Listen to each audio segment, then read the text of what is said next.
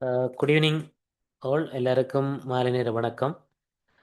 நாங்கள் இண்டையிலிருந்து இந்த நவீன படவரைகலையியல் அல்லது மாடர்ன் கார்ட்டோகிராஃபி தொடர்பாக பார்க்க இருக்கிறோம்.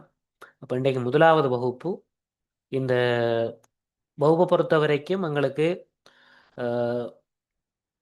எக்ஸ்டர்னல் டிகிரியில் இருக்கிறவர்களுக்கும் இது பயனுடையதாக இருக்க போகுது. அதே போன்று ஏஎல் மாணவர்களுக்கும் பயனுடையதாக இருக்க போகுது. இந்த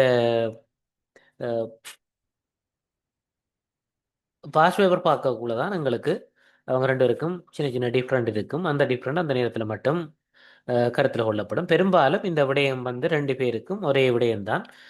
டீப்பாக சில விடயங்கள் வந்து எக்ஸ்டர்னல் டிகிரி செய்கிற ஆட்களுக்கு வரும். அப்போ அந்த விடயங்கள் வரும்போது நான் அதை தனிப்பட்ட ரீதியாக எக்ஸ்டர்னல் ஆட்களுக்கு மட்டும் நான் அதை செய்வேன். ரைட். அந்த வகையில் இந்த மாடர்ன் கார்ட்டோகிராஃபின்றது படவரை கலையியல் என்று சொல்லப்படுகின்ற செய்முறை புவியியலினுடைய ஒரு பகுதியில் இந்த நவீன படவரையியல் என்ற பகுதி முக்கியமான ஒன்றாக இருக்குது. அப்போ உங்களுக்கு தெரியும், இன்றைய இப்போதைய இந்த யுகத்தில் வந்து இன்றைக்கு நிறைய வேலைகள் வந்து டிஜிட்டைஸ் பண்ணப்படுது. எல்லாம் டிஜிட்டல் மயமாகிட்டு. அதை விட இன்றைக்கு நிறைய நாங்கள் இந்த ஏஐ தொடர்பாக எல்லாம் காய்ச்சி கொண்டிருக்கிறோம். நிறைய வேலைகள் இன்றைக்கு சேஞ்ச் ஆகி கொண்டு வந்தது.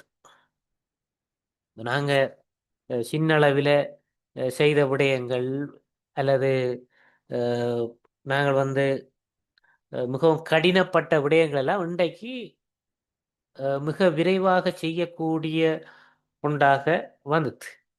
இதில் நான் காட்டுகின்ற இந்த படம் கூட இந்த குறிப்பிட்ட விடயத்தினுடைய கன்செப்டை காட்டுகிற அந்த கன்செப்ட் படம் கூட இன்றைக்கு ஏஐ பயன்படுத்தி செய்யப்பட்ட ஒன்று. அப்போ நாங்கள் இந்த மாதிரி படம் ஒன்றை நாங்கள் செய்கிறதாக இருந்தால் மிகவும் சிரமப்பட்டு செய்ய வேண்டியிருந்தது ஆரம்ப காலங்களில். ஸ்டார்டில் ஒரு 2-3 வருடங்களுக்கு முதலெல்லாம் உண்மையாகவே மிகவும் கடினமாக இருந்தது. இன்றைக்கு இந்த மாதிரியான விடயங்கள் வந்து மிகவும் இலகுபடுத்தப்பட்டு எங்களுக்கு இதை விட அட்வான்ஸான விடயங்களும் இன்றைக்கு வந்து கொண்டிருக்கு. ரைட். அந்த வகையில் இந்த படவரை கலைகளை பொறுத்த வரைக்கும் நாங்கள் மரபு ரீதியாக காணப்பட்ட அந்த படம் வரைகிற அல்லது படங்கள் உருவாக்குகின்ற முறைகளிலிருந்து விருத்தி பெற்ற ஒன்றாகவும், இன்றைய காலகட்டத்தில் நாங்கள் இந்த ஜியோகிராபி என்ற அடிப்படையில் கட்டாயம் தெரிந்து கொள்ள வேண்டிய ஒன்றாகவும் இருக்கிறது இந்த நவீன படவரை கலைகள். இன்றைக்கு நாங்கள் பேசிக்காக காணப்பட்ட மரபு ரீதியான படவரை கலையியலை பொறுத்த வரைக்கும் அதிலிருந்த எல்லா விடயங்களையும் இன்றைக்கு அட்வான்ஸ் டெக்னாலஜியோட நிறைய நன்மைகள் ஒன்று சொல்ல போனால் விரைவாக தயாரித்த செலவு குறை துல்லியத்தன்மை, இப்படி நாங்கள் பல பிரதிகள் இட்டைப்படுத்தல் இப்படி பல்வேறுபட்ட நன்மைகள் வந்து இன்றைக்கு எங்களுக்கு இந்த நவீன படவரை கலைகள் பயன்படுத்துறதுக்கு கூடாக எங்களுக்கு கிடைக்கிது. சரிதானே? ரைட். அப்போ அந்த வகையில் நாங்கள் இந்த நவீன படவரை கலைகள் என்றால் என்ன, இதுக்குள் அடங்குகின்ற விடயங்கள் என்ன, பிறகு அந்த ஒவ்வொரு விடயங்களை பற்றியும் நாங்கள் தனியே தனியே அவற்றை அதுக்குரிய விளக்கங்களை நாங்கள் பார்க்க இருக்கிறோம். ரைட். அந்த வகையில் இந்த படவரை கலையியல் என்றது என்னென்று சொல்லி நாங்கள் முதல்ல ஒருக்கா பார்த்தோம்னு சொன்னால் எங்களுக்கு இலகுவாக மற்ற விளங்கு கொள்ளக்கூடிய மாதிரி இருக்கும். படவரை கலையியல் அல்லது கார்ட்டோகிராஃபி என்று சொல்லி நாங்கள் சொல்கிறது கார்ட்டோகிராஃபி. படவரை கலையியலுக்கு நாங்கள் சொல்கிறது ஆங்கிலத்தில் கார்ட்டோகிராஃபின்னு சொல்லுவோம். இது வந்து ஒரு புவியினுடைய ஒரு பகுதியை நிலவரைபடம் அல்லது விளக்கப்படம் போன்ற தட்டையான மேற்பரப்பில் வரைபடமாக பிரதிநிதித்துவப்படுத்தும் கலை. அப்போ படவரைகள் என்று சொல்றது வந்து என்று சொன்னால் எங்களுக்கு புவியினுடைய ஒரு பகுதியை வந்து ஒரு மெப்பாக அல்லது ஒரு விளக்கப்படமாக இந்த விடயத்தை வந்து ஒரு தட்டையான தளமுண்டில் காட்சிப்படுத்துகின்ற அல்லது பிரதிநிதித்துவப்படுத்துகின்ற ஒரு கலை தான் படவரை கலைகள். அப்போ படவரை கலைகளுக்குள்ள வந்து கூடுதலாக சொல்லப்படுற விடயம் வந்து நிலவரைபடம், அதாவது மேப். நிலவரைபடம் நாங்கள் சொல்கிறோம், இதை படம்னு சொல்லுவாங்க அல்லது தேசப்படம் அப்படி சொல்லுவாங்க. இப்படி பல்வேறுபட்ட பெயர்களை கொண்டு இதை அழைப்பாங்க. ஆங்கிலத்தில் வந்து மெப்பன்னு சொல்லுவோம். அப்போ அந்த மெப்பாகவோ அல்லது இந்த விளக்கப்படங்கள், அது வந்து வரைவுகளாகவோ வரிப்படங்களாகவோ இருக்கும். இப்போ எல்லா விடயங்களையும் உள்ளடக்கிய ஒரு துறையாகத்தான் இந்த படவரை கலைகள் கார்ட்டோகிராஃபி என்று சொல்லி சொல்லப்படுது. இப்போ கார்ட்டோகிராஃபின்றது தனியே இந்த மேப்பிங் மட்டும் இல்லை, அது விளக்கப்படங்கள் வரைகிறதையும் அதுக்குள்ள உள்ளடக்கியதாக இருக்குது. அப்போ பெருமளவு வந்து எங்களுக்கு இந்த மேப்பை வரைகிறது தான் படவரை கலைகள், ரைட். அப்போ நவீன படவரைகள் என்றால் என்னப்பா? இந்த படவரை கலைகள் என்ற விடயத்துக்குள்ள நவீன படவரைகள் என்று சொல்லக்குள்ள என்னென்று சொன்னால் எங்களுக்கு இந்த கணனி மற்றும் தொழில்நுட்பம் வந்து உள்ளடக்கப்பட்டு படங்கள் வரையப்படும் போது அது நாங்கள் நவீன படவரைகள் சொல்கிறோம். இப்போ குறிப்பாக ஜிஐஎஸ், செய்மதிகள், முப்பரிமாண மாதிரிகள் மற்றும் தொழில்நுட்பங்களை பயன்படுத்தி இந்த இடம் சார்ந்த தகவல்களை காட்சிப்படுத்தல் மற்றும் தொடர்பு கொள்வதற்கான அறிவியல், கலை மற்றும் நடைமுறை அப்படி சொல்லப்படுது. அப்போ இடம் சார்ந்த தகவல்களை வந்து காட்சிப்படுத்துறதுக்கு மற்றும் தொடர்பு கொள்வதற்கான ஒரு அறிவியல் மற்றும் கலை மற்றும் நடைமுறை தான் நவீன பட வரையலைகள். சின்னொரு விடயம் அதுக்குள்ள சேருது என்றால் அந்த ஜிஐஎஸ், செய்மதிகள், மற்றது முற்பரிமாண மாதிரிகள் மற்றும் டிஜிட்டல் தொழில்நுட்பம். இப்போ கணனி சார்ந்த விடயம் எல்லாத்தையும் வச்சுக்கொண்டு நான் சொல்கிறேன் டிஜிட்டல் தொழில்நுட்பம். அப்போ இவ்வளவு விடயங்களும் சேரக்கூடாது நவீன பட வரையலைகளாக மாற்றமடையுது. அந்த வகையில் இந்த நவீன படவரைகலைகளை பொறுத்த வரைக்கும் கூடுதலாக கணனியினுடைய தொழில்நுட்பத்தினுடைய செய்மதிகளினுடைய வளர்ச்சியின் பின்னர் இது மிக பெரும் வளர்ச்சி பெற்று விருட்சமான உண்டாக இன்றைக்கு காணப்படுது. சரிதானே?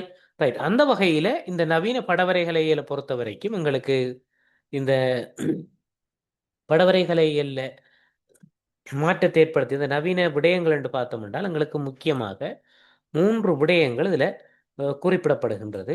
ஜிஐஎஸ், ஜிபிஎஸ், ஆர்எஸ் என்று சொல்லி. உண்மையாகவே இந்த நவீன படவரை கலைகளுக்கு இன்னொரு பேர் சொல்லுவாங்கன்னு சொன்னால் ஜோ இன்ஃபோமெட்டிக்ஸ் அல்லது ஜோ ஸ்பேசியல் டெக்னாலஜி என்று சொல்லி சொல்லுவாங்க இந்த நவீன படவரைகளுக்கு. ரெண்டாவதுக்குள்ள வார விடயங்கள் வந்து பல்வேறுபட்ட தொழில்நுட்ப விடயங்களில் உள்ளடங்கிய விடயமாக இருக்கிறபடியால் இதை வந்து ஜோ ஸ்பேசியல் டெக்னாலஜி என்று சொல்லி சொல்லுவாங்க. புவி வெளிசார் தொழில்நுட்பம் அப்படின்னு சொல்லுவாங்க நவீன படவரையில் இன்னொரு வகையில் குறிப்பிடப்படும் போது. அந்த வகையில் இதுக்குள்ள வந்து 3 விடயங்கள் எங்களுக்கு உள்ளடக்கப்படுது.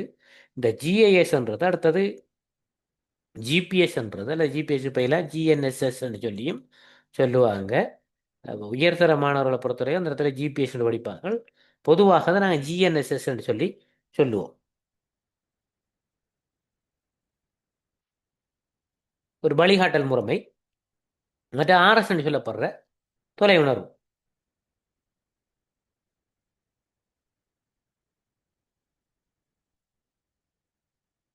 இப்போ இந்த 3ம் சேர்ந்து தான் இன்றைக்கு இந்த படவரை கலையில பொறுத்த வரைக்கும் ஒரு நவீனத்துவம் மிக்கதாக, ஒரு இலவுபடுத்தப்பட்டதாக இன்றைக்கு மாற்றி இருக்குது. 3க்கும் வந்து அதுக்கு முக்கியமான பங்களிப்பு இந்த 3லையும் இருக்கு. ஏதோ ஒரு வகையில் இந்த 3ஐயும் நாங்கள் தவிர்த்து கொள்ள நவீன படவரையில் வளர்ச்சி அடைந்ததுல முக்கியமான விடயங்கள், முக்கியமான கூறுகள் பார்த்தா அந்த 3ஐயும் நாங்கள் சொல்லிக்கொள்ளலாம். சரிதானே?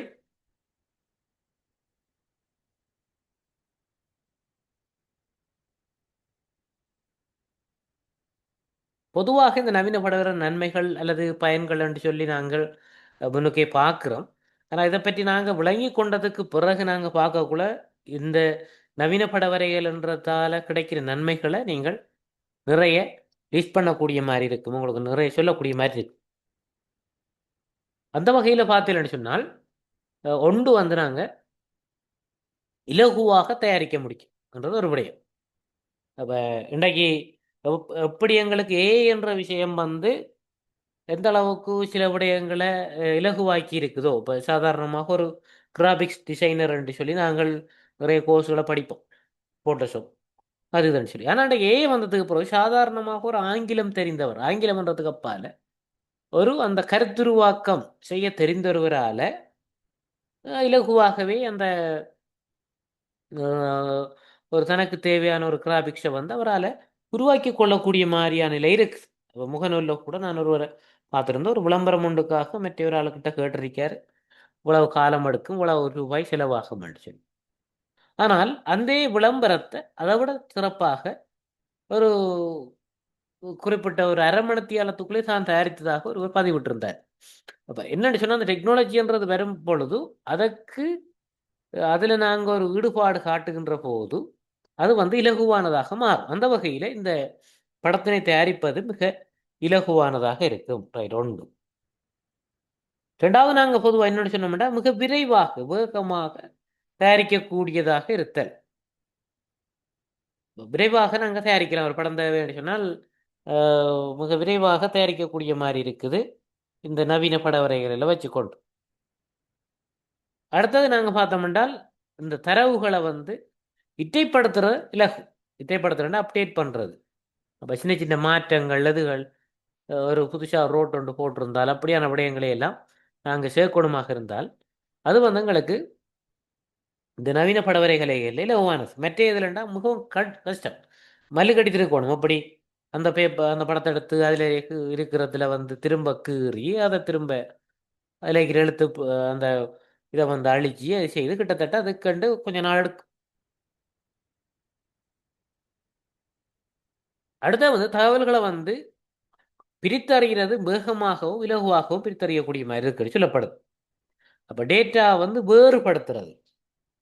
இதில் வந்து எங்களுக்கு இப்போ ஒரு படம் ஒன்று நாங்கள் வரைஞ்சித்தோம். நதி வேறையாக வேணும், தர எங்களுக்கு குளங்கள் வேறையாக வேணும்னா அதெல்லாம் வேறுபடுத்தி எடுக்கலாம்.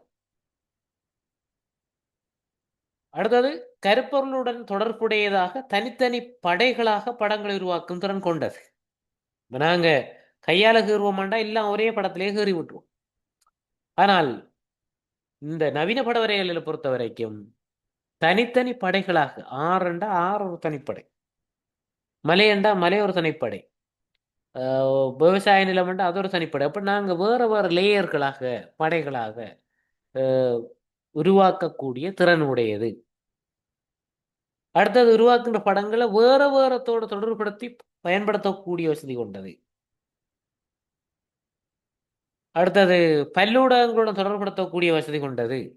இப்படி நாங்க இதோட நன்மைகளாக இன்னும் பலதுகளை நாங்க சொல்லிக் கொள்ளலாம். அப்ப அந்த வகையில பார்த்தோம் சொன்னால், இந்த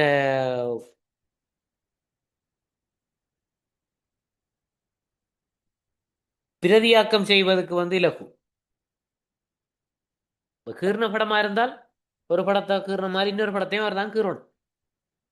ஆனா இதுல வந்து எத்தனை ஹொப்பி வேணுமோ நாங்கள் பிரிண்ட் போட்டு விட்டோம்னால் வந்து ஒன்று இருக்கு.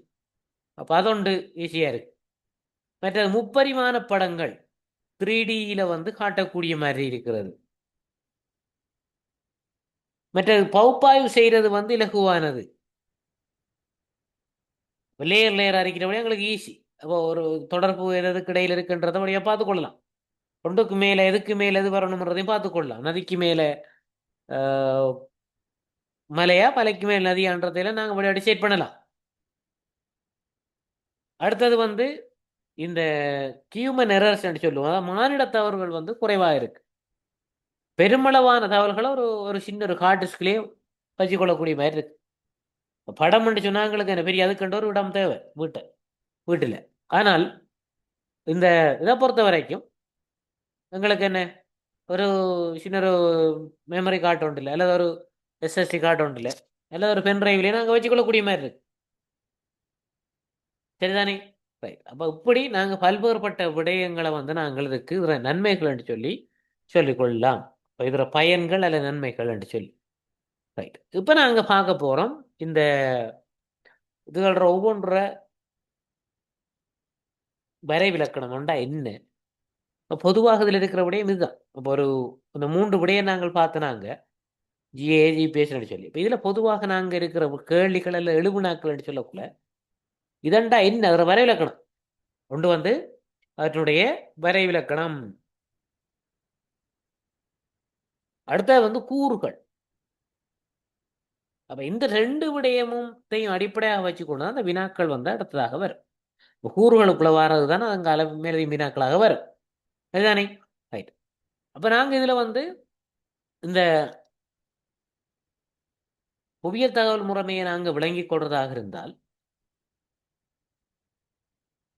அதுக்கு முதல்ல வந்து நாங்கள் ஜிபிஎஸ்ஸையும் ஆர்எஸ்ஐயும் நாங்கள் பார்த்தோம்னால் தான் எங்களுக்கு புவியியல் தகவல் முறைமை பற்றி படிக்கும் போது எங்களுக்கு ஒரு இலவுபடுத்தப்பட்டதாக இருக்குது. ஏன்னா புவியியல் தகவல் முறைமையில் ஒரு தரவு மூலமாகத்தான் இந்த ரெண்டும் இருக்குது. அப்போ நாங்கள் முன்னுக்கே இந்த விடயத்தை நாங்கள் படித்து கொண்டு போவோம். ரைட். அந்த வகையில் நாங்கள் பார்த்தோம்னு சொன்னால் இந்த ஜிபிஎஸ்ஸை பொறுத்த வரைக்கும் உண்மையாகவே ஜிபிஎஸ்ன்றது நாங்கள் இன்றைக்கு எல்லாருமே பயன்படுத்துகின்ற ஒன்றாக மாறிட்டு இன்றைக்கு படவரை ஈராக்கள் மட்டும் இல்லை, நாங்கள் எல்லாரும் தான். இப்போ உங்களோட கிட்ட இருக்கிற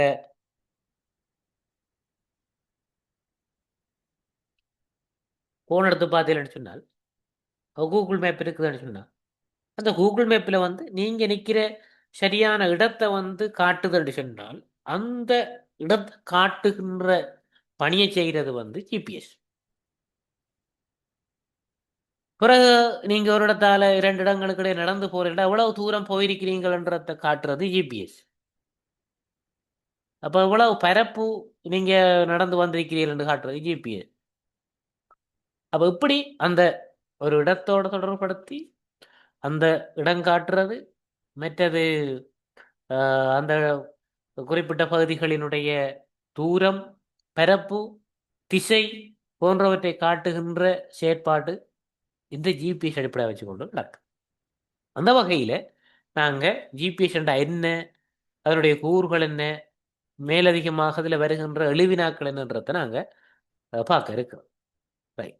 இப்போ ஜிபிஎஸ்ஸை பொறுத்த வரைக்கும் இந்த இதுகளில் வார வரைவிலக்கணங்களை பொறுத்த வரைக்கும் எங்களுக்கு சில கீவேர்ட்ஸ் முக்கியமானது. கீவேர்ட்ஸ்ன்னு சொன்னால் கலைச்சொற்கள். அப்போ நாங்கள் இந்த இதை வந்து நாங்கள் இதில் பேசிக்கு தான் நாங்கள் பார்க்குறோம். இதுகளை விட விரிவாக இந்த வகுப்பில் நாங்கள் பார்க்குறத விட விரிவாக சில காணொளிகள் அல்லது சில வீடியோக்கள் வந்து எங்களுடைய யூடியூப் தளத்தில் ஏற்கனவே அப்டேட் பண்ணப்பட்டிருக்குது. அது நீங்கள் பார்க்கக்கூடிய மாதிரி இருக்கும். சரிதானே? மற்றது 40 மினிட்ஸாக தான் இருக்கும். இந்த வகுப்புகள் வந்து 40 நிமிடத்தால் வகுப்புகள் முடியும். அப்போ அதுக்கேற்ற மாதிரி தயாராக நீங்கள் இருந்து கொள்ளணும். ரைட். அப்போ ஜிபிஎஸ்ஸை பொறுத்த வரைக்கும் அங்கே இந்த ஜிபிஎஸ்ன்றது வந்து உண்மையாகவே ஐக்கிய அமெரிக்காவுக்கு சொந்தமான ஒரு வழிகாட்டல் முறைமை. அப்போ இந்த ஐக்கிய அமெரிக்காவுக்கு சொந்தமான வழிகாட்டல் முறைமை என்று சொல்லும் பொழுதே எங்களுக்கு இன்னொரு கேள்வி வரும். அப்போ வேறு நாடுகளுக்கும் இருக்காண்டு இருக்குது, அவை வேறு பெயர்களால் அழைக்கப்படுது. அப்போ ஜிபிஎஸ்ன்றது செய்கிற அதே வேலையை அவை செய்யுது. உதாரணமாக குளோனாஸ் என்று சொல்லி இருக்கு ரஷ்யாவில், கலிலியோன் இருக்குது ஐரோப்பிய யூனியன்ட்டு, அதே போல் பெய்டோன் இருக்குது ஜப்பான்ட, ஐஆர்என்எஸ்எஸ் இருக்குது இந்தியாவில், அது இந்தியா பிரதேசத்துக்கு மட்டும். மற்றது கொம்பாசன் இருக்குது சீனாவில். இப்படி வேறு வேறு பெயர்களில் இதே வேலையை செய்கின்ற இந்த ஜிபிஎஸ் என்ற செய்கின்ற வேலையை செய்கிற வேறு நாடுகளுக்குரிய சொந்தமான தயாரிப்புகளும் இருக்குது. அப்போ அதில் தான் மற்றதுகள் வரும். ஆனால் இந்த ஜிபிஎஸ்ஸை பொறுத்த வரைக்கும் எங்களுக்கு அது ஐக்கிய அமெரிக்காவுக்கு சொந்தமானது. அப்போ ஐக்கிய அமெரிக்காவுக்கு சொந்தமானது உண்டு. ஐநவனுடைய இது வந்து என்னத்தை வச்சு கொண்டீங்கன்னா செய்மதி தான் அதனுடைய மெயின் சோர்ஸ். சேட்டலைட்ஸ் செய்மதி வச்சுக்கொண்டு ஒரு இடத்தோட அகல நெடுங்கோடு அல்லது முப்பரிமாண அளமையுடன் காட்டுறது. அப்போ இந்த 3 சொற்களை நாங்கள், அந்த 3 கலை சொற்களை செய்மதி அடிப்படையாக கொண்டது, அகல நெடுங்கோடு அல்லது முப்பரிமாண அமைவிடத்தை காட்டுறது, ஐக்கிய அமெரிக்காவுக்கு சொந்தமானது. இந்த 3ஐயும் சேர்த்து நாங்கள் எழுதுவோமாக இருந்தால் அதுதான் ஜிபிஎஸ்க்குரிய என்ன வரைவிலக்கணமாக இருக்கு.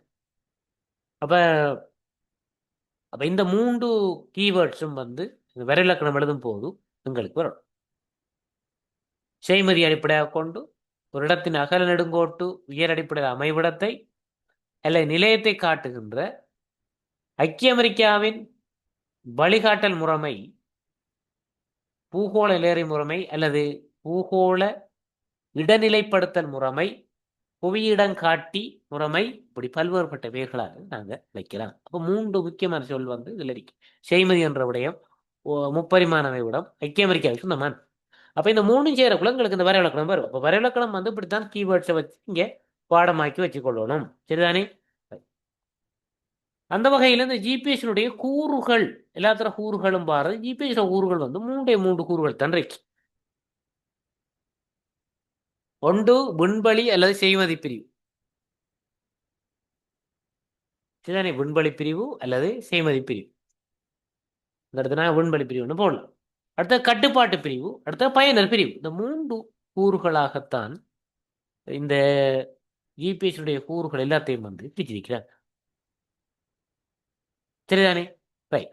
அந்த வகையில பார்ப்போம் என்றால் இந்த செய்மதி பிரிவுன்றது என்னன்ற விஷயத்தை பார்ப்போம். சரிதானே? செய்மதி பிரிவு அல்லது விண்வெளி பிரிவுன்றது என்ன? அப்ப விண்வெளி பிரிவு அல்லது செய்மதி பிரிவு என்னன்றது பார்க்க முதல்ல வந்து உங்களுக்கு செய்மதிகள் தொடர்பாக ஒரு சின்ன ஒரு விளக்கம் உங்களுக்கு தேவைப்படும். செய்மதிடா என்ன? செய்மதிடா என்னன்னு யோசிங்க. ஒரு நிமிடம் டைம் தாரேன், யோசிங்க. யாராவது தெரிஞ்ச சொல்லுங்க.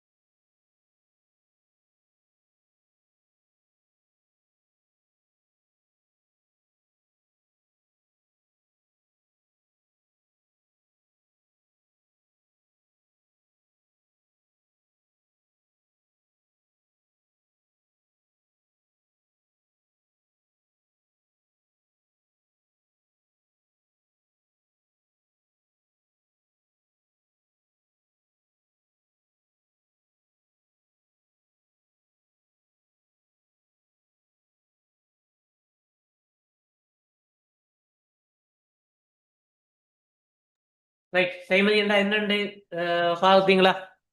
பொதுவாக செய்மதி என்றது இப்போ நாங்கள் சாதாரணமாக ரோட்டால் ஒரு வாகனம் சொல்லுவோம் எல்லாத்தையும். அது காராக இருக்கட்டும், பைக்காக இருக்கட்டும், அல்லது என்ன இருந்தாலும் வாகனம் சொல்லுவோம். வாகனம் சொல்றாங்க மோட்டார் வாகனம் மோட்டார் வாகனம். விமானங்கள் இதால போறத நாங்க விமானங்கள் சொல்லுவோம்.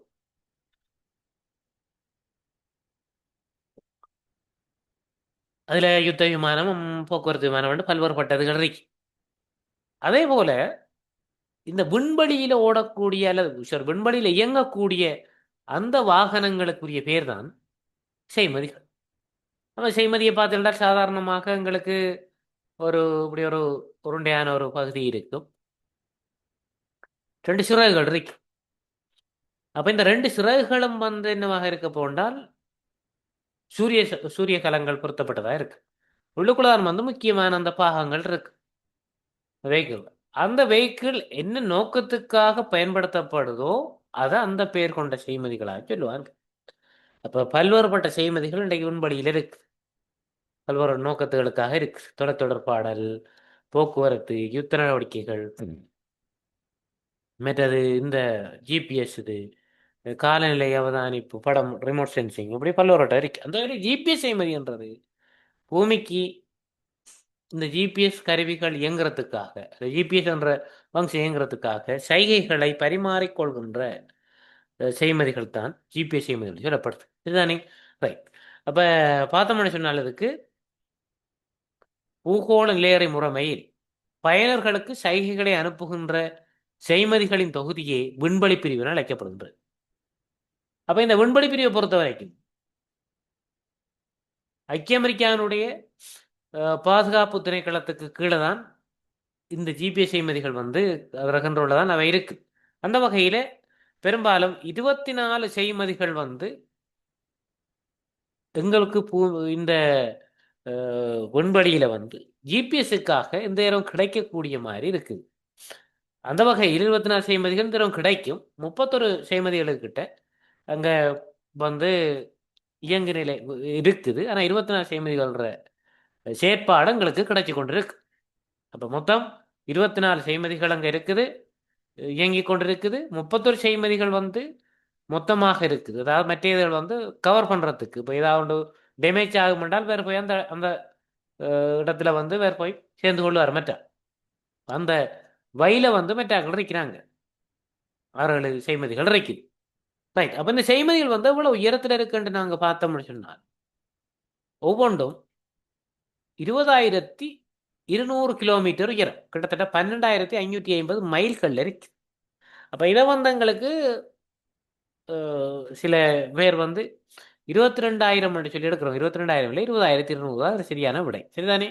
அப்போ இந்த விடை வந்து என்றால் நீங்கள் அதுக்கு இது செய்யக்கூடாது. 20,200 தான் எங்களுக்கு சரியான விடை. அப்போ 20,200 கிலோமீட்டர் உயரத்தில் இருக்கு. அப்போ 20,200 கிலோமீட்டர் பூமியில மேற்பரப்பிலிருந்து இருக்குதுன்னு சொன்னால் சில விடைகளில் புவியினுடைய மையப்பகுதியிலிருந்து எவ்வளோ தூரத்தில் இருக்குன்னு கேட்டால் இந்த விட உடுப்பேன் மையத்தில் இருந்து. இப்போ இங்க இருந்து தான் எங்களுக்கு 20,200 என்றால் மையத்திலிருந்து. அப்போ உங்களுக்கு தெரியும் மையப்பகுதி. ஏழு மாணவர்களுக்கு இந்த மாதிரி சின்ன கேள்விகள் வருது. மையப்பகுதி உங்களுக்கு தெரியும் கிட்டத்தட்ட 6,400 கிலோமீட்டர் உழவு. 6,400, 1,378 ஏதோ வரும். அப்போ 6,400 நாங்கள் இந்த 20,200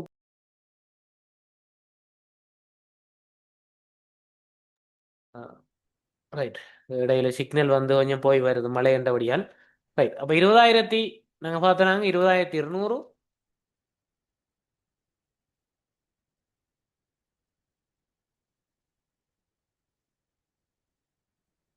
அதே போல 6,400 கூட்டினால் 26,800 கிலோமீட்டராக என்னுடைய உயரம் வந்து வரும். அங்கிருந்து புவியினுடைய மையப்பகுதியிலிருந்து. சரிதானே? ரைட். அப்போ பொதுவாக 20,200 அது அந்த கேள்வி மாதிரி கேள்வி பட்டினா தான் நாங்கள் அப்படி சொல்லணும். அதே நேரம் புவியினுடைய நடு உயரத்தில் நடு புவி சட்டுவட்டு பாதையில் சுற்றி கொண்டிருக்கு மீடியம் தோப்பிட்டு சொல்றது. அப்போ இந்த செய்மதிகள் வந்து ஒரு நாளைக்கு 2 வட்டங்களை பூர்த்தி செய்யுது.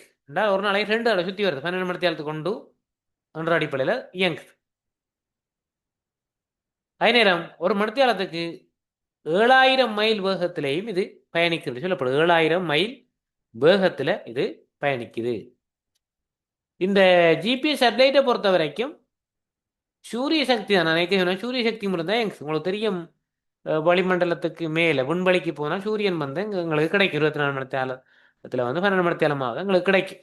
சூரியன் புவியால் மறைக்கப்படும் வரைக்கும் மறைக்கப்படாத வரைக்கும் அங்கே வந்து இந்த மழை முகில் அப்படியான சிக்கல்கள் இல்லை.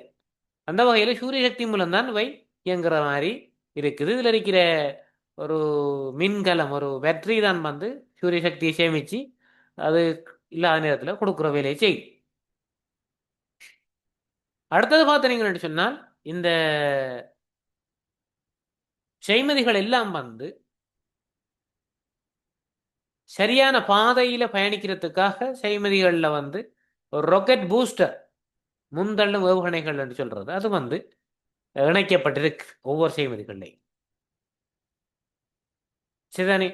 ஒவ்வொரு செய்மதிகளையும் அது இணைக்கப்பட்டிருக்கு. அடுத்தபடியும் பார்த்தீங்கன்னு சொன்னா இந்த செய்மதிகளை பொறுத்த வரைக்கும் 24 செய்மதிகளும் 6 சுற்றுவட்ட பாதையில இயங்கு. 6 சுற்றுவட்ட பாதை. பூமி இப்படி இருக்கண்டா இதுக்கு மேல இப்படி உண்டு இப்படி உண்டு இப்படி பல்வேறுபட்டதில் 6 சுற்றுவட்ட பாதையில ஒவ்வொரு சுற்றுவட்ட பாதையில 4 செய்மதிகள்ற இருப்பு அமையக்கூடிய மாதிரி அது இருக்குது. இதுதானே 6 சுற்றுவட்ட பாதையில அவை இருக்கு. 6 சுற்றுவட்ட பாதையில ஒவ்வொன்றையும் 4 செய்மதிகள் இயங்கிக் கொண்டு இருக்கு. அடுத்தது இந்த செய்மதிகள் வந்து 10 வருஷங்களுக்கு ஒருக்கா என்ன செய்யறாங்கன்னு சொன்னா அந்த செய்மதிகளை ஒவ்வொரு தடவையும் என்ன ஒரு கட்டுமானத்துக்கு ஒரு சேவிஸ் போடுறோன்னு சொல்றோம் அந்த மாதிரி செய்யறாங்க. சரிதானே? ரைட். அதே நேரம் இந்த ஜிபிஎஸ் சேட்டலைட்டரை பயன்படுத்துகிற சக்தி வந்து கிட்டத்தட்ட 50 பட்ஸ் அல்லது அதிலும் குறைவான பட்ஸ் என்று சொல்லி சொல்லப்படுது. இது மாறுபடக்கூடும். இதுதான் செய்மதியினுடைய விண்வெளி பிரிவு தொடர்பான தகவல். அப்போ விண்வெளி பிரிவு என்று சொல்றது விண்வெளியில் காணப்படுகின்ற பயனர்களுக்கு சைகைகள் அனுப்புகின்ற இந்த ஜிபிஎஸ் செய்மதிகளை உள்ளடக்கிய தொகுதியைத்தான் நாங்கள் விண்வெளி பிரிவு சொல்றோம். இது வந்து எங்களுக்கு 31 விமானப்படையால் 33 விண்வெளியில் அனுப்பப்பட்டு விடப்பட்டிருந்தாலும் 24 வந்து சேவை செய்கின்ற செய்மதிகளாக இருக்குது. மற்ற இதுகள் வந்து வயலில் இருக்குது. அதாவது பதில் திடீர் அவசர நிலையில வந்து மாறுறதுக்கு ஏற்ற மாதிரி இருக்கு. பதில் கடமைக்கு இருக்குது. இந்த செய்மதிகள் ஒவ்வொன்றும் வந்து 20,200 கிலோமீட்டர் உயரத்தில் இருக்குது. மற்றது வந்து ஒரு நாளைக்கு 2 தடவை சுற்றி வருது. அடுத்தது பார்த்தீங்கன்னு சொன்னால் ஆஹ், 6 சுற்றுவட்ட பாதையில இயங்குது. ஒவ்வொரு சுற்றுவட்ட பாதையில 4 செய்மதிகள் இருக்கு. மற்ற சூரிய சக்தி மூலம் இயங்குது. சூரிய சக்தி இல்லாத நேரத்தில் அது சேமிச்சிருக்கிற வெற்றியிலிருந்து இயங்குது. சரிதானே? ரைட். அப்ப இன்றைக்கு நாங்க இவ்வளவும் வரைக்கும் நாங்க பார்த்துருக்கிறோம். நாளைய வகுப்புல இதனுடைய தொடர்ச்சியை நாங்க பார்ப்போம். ஆஹ், அதுக்கு நீங்க எல்லாரும் தயாராகுங்க. நாளைக்கு இதனுடைய தொடர்ச்சி இருக்கு.